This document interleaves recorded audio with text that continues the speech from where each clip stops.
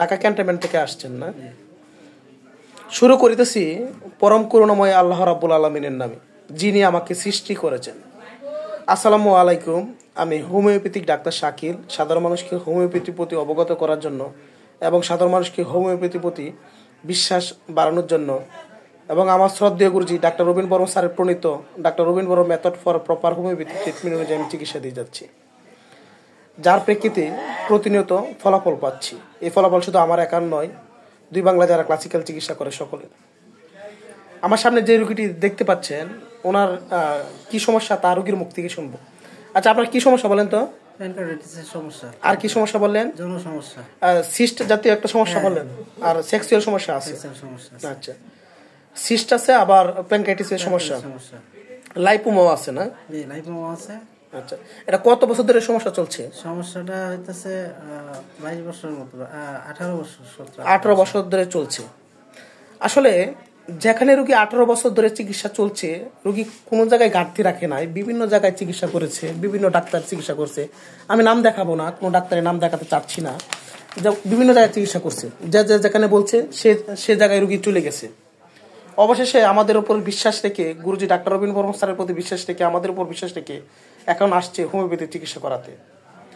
রোগীর সমস্যা হচ্ছে প্যানক্রাইটিসের সমস্যা, তারপর হচ্ছে লাইপোমা, আবার সিস্ট আছে, আর হচ্ছে সেক্সুয়াল প্রবলেম। এই কয়েকটা প্রবলেম নিয়ে আসছে।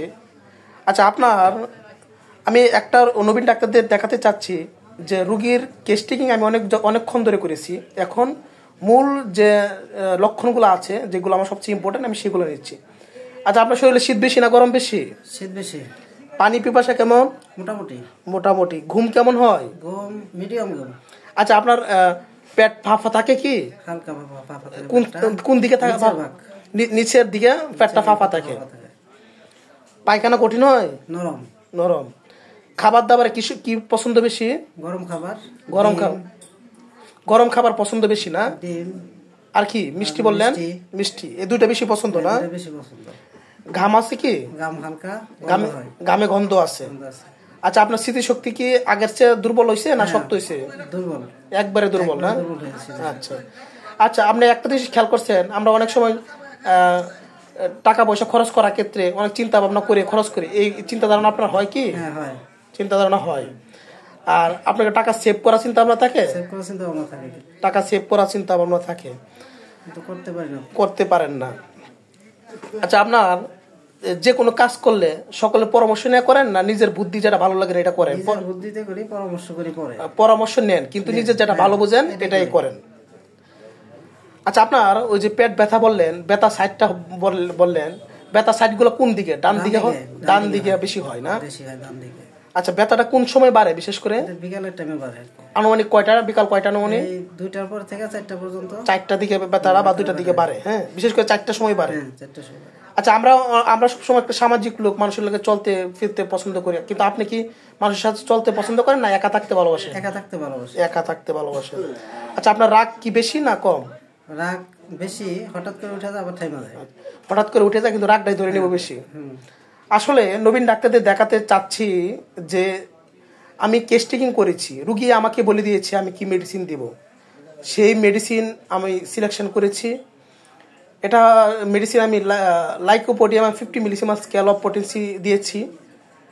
কারণ লাইকোপোডিয়াম দেওয়ার কারণ হচ্ছে যে আমার লাইকোপোডিয়াম সব সিমটম আমার কাভার করেছে। যেমন বিকাল 4টায় তার ব্যথাটা বাড়ে, বিশেষ করে ডান দিকে ব্যথা হয়, সে একা থাকতে পছন্দ করে। লাইকোপোডিয়ামে এগুলো সিমটম রয়েছে।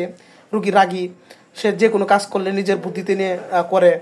খাবার দাবার, সে গরম খাবার পছন্দ করে। তারপর হচ্ছে টাকা পয়সা সেভ করার চিন্তা ভাবনা থাকে। মেমোরি উইকনেস রয়েছে। তারপর ঘামে গন্ধ আছে।